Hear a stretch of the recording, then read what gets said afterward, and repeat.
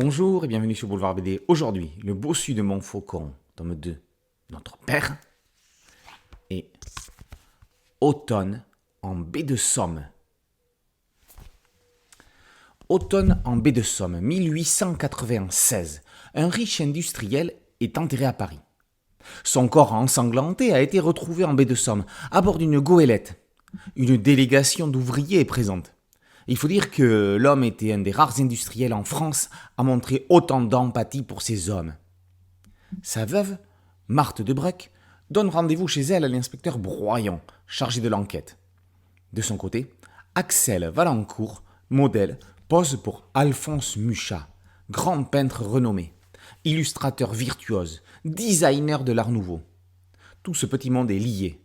Axel n'était autre que la maîtresse de la victime.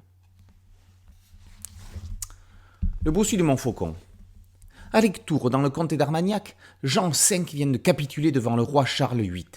Il prie son fils Pierre de quitter la maison pour l'Écosse où il retrouvera son demi-frère Axel Lochlen. La ville est assiégée, il ne faut plus tarder. Plus tard, en 1484, Quasimodo, sauvé par Pierre, aide Louis d'Orléans à tenter de récupérer le trône de France des mains de Charles VIII. Axel est devenu l'homme de main de sa sœur Anne de Beaujeu, régente du royaume. Au milieu de ce petit monde, 2 lettres prouvant que Louis ne peut prétendre à la couronne. Pour qui sera le trône ? Depuis quelque temps, on savait que Philippe Pélaez était un scénariste sur lequel il fallait compter. On le retrouve ici aux commandes de 2 albums. Automne en baie de Somme est un polar d'époque et d'ambiance. Fin 19e, Paris est le théâtre d'une enquête policière au dénouement imprévisible.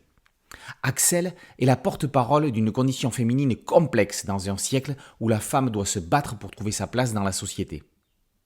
Modèle entre autres de Muchat, personnage réel, elle est tantôt fatale, tantôt émouvante, sous le trait aquarellé d'Alexis Chabert. Le dessinateur sublime les œuvres d'Alphonse Muchat en se positionnant comme l'héritier d'un art qui n'existe pour ainsi dire plus, celui de l'affiche. Les en-têtes de chapitres feraient de merveilleux tirés à part. Dans le second volume du bossu de Montfaucon, Pélaez raconte une réalité romanesque. Avec le précis Éric Stallner au dessin, on assiste à une joute sanglante pour revendiquer le trône de France. C'est historiquement pointu. Entre alliances, manigances et flashbacks, il faut rester bien concentré pour suivre cette guerre folle. Le diptyque est un héritier de feu la collection vécue, qui a fait les beaux jours de Glénat dans les années 90. C'est net, c'est classique, c'est efficace.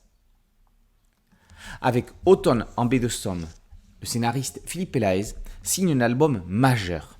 Il écrit l'histoire qui le fait basculer de la catégorie d'auteur prometteur à auteur confirmé. On l'avait déjà prédit grâce à L'Enfer pour Rob avec Tiburce Sauger. C'est fait. Il rejoint la courte liste des auteurs pour qui le lecteur peut désormais acquérir les albums sur son seul nom. Automne en baie de Somme par Pélaez et Chabert. Et Le bossu de Montfaucon, tome 2, Notre père, par Pélaez et Stallner, sont tous les deux parus aux éditions Bambou dans la collection Grand Angle.